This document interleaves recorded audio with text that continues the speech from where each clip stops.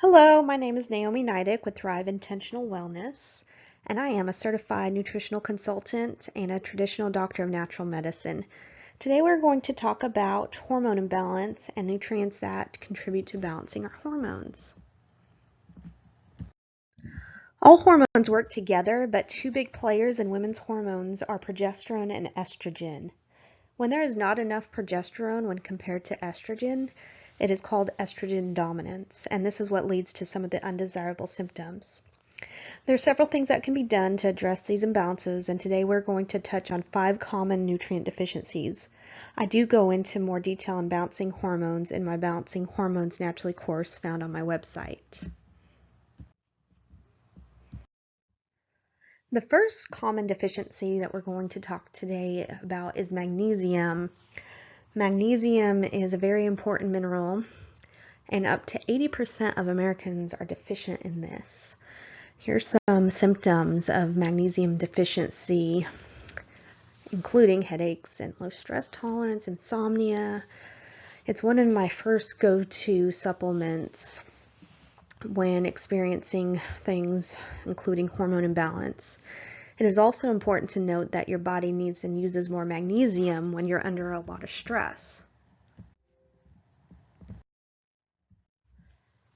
Here are some magnesium foods, chocolate being one of them, which is wonderful.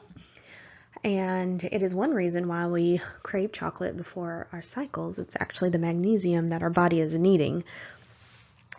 Notice the cruciferous vegetables, so these are foods like broccoli and kale. These have a component in it called DIM, which is actually a natural estrogen blocker. So you can be getting magnesium and also nutrients that block some of those excess estrogens that may lead to the estrogen dominance.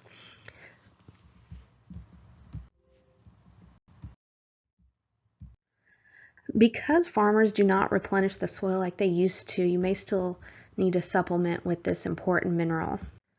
Two of my favorite forms are magnesium glycinate and magnesium malate. Magnesium glycinate seems to be more calming for people, so if you're under a lot of stress, you just want to sleep better, that might be a better option, while magnesium malate is a little bit more energizing. When buying magnesium or other supplements in general, make sure you're buying from a trusted source. You may have seen that places like Amazon don't regulate supplements very well, and you really don't know what you're getting. My favorite place to get professional grade supplements that can be trusted is from Fullscript. I have some recommendations of a couple of these forms of magnesium on my website that links to Fullscript. From there, I have a section under my favorites titled Hormone Balance Nutrients, which will include all the nutrients that are mentioned today. The next common deficiency in vitamins is vitamin B6. But before we go on specifically to vitamin B6, let me just talk about the B vitamins in general. They all work synergistically. The other thing to note when taking B vitamins is that half the population has a gene mutation called the MTHFR, which means it cannot process the synthetic form of the B vitamins, including folic acid. Instead, it is very important to take the active form of folate. The B vitamins are also very important for energy levels, brain function, and overall well-being. This is another important nutrient that is needed in high times of stress. So back to the B6 specific vitamin. Vitamin B6 can help specifically with the following, including fatigue, cramps, headaches, and breast pain. B6 also has an effect on the brain and mood and may help with the emotional sides of PMS as well.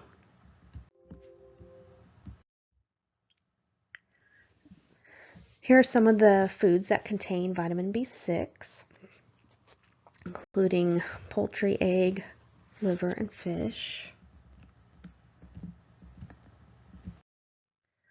And then the third common deficiency is iodine. This is another very common needed nutrient that most of us are deficient in, especially if we have things like fibrocystic breast, ovarian cyst, or low thyroid function.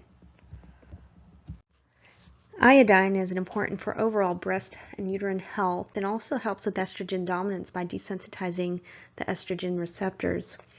Common foods with iodine are going to be in seafood, but make sure that you're getting a good source that has not been exposed to radiation or heavy metals.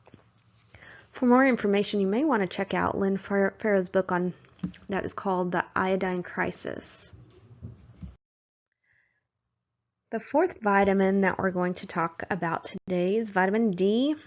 Vitamin D is actually more like a hormone than a vitamin.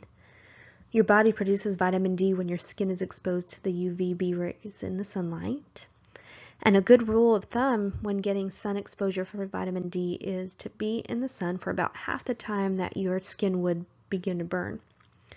One thing that's good to do is to check your vitamin D levels a couple times a year. One easy way to do this is to order an at-home blood spot test, and I do have information on my website if you're interested in this.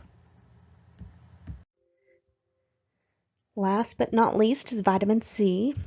We all know about vitamin C. We all know that it boosts our immune function, but it also can help to boost progesterone. One of the reasons vitamin C is important for progesterone is because vitamin C is important for our adrenals, and our adrenals do help produce progesterone. We store vitamin C in our adrenals, and this is needed especially in high needs of stress. A quick note about vitamin C. It's important to get vitamin C in the whole food form or even a liposomal form. Vitamin C from ascorbic acid is actually produced generally from corn, which is generally genetically modified, so make sure you're getting that from a trusted source. Well, that concludes for today.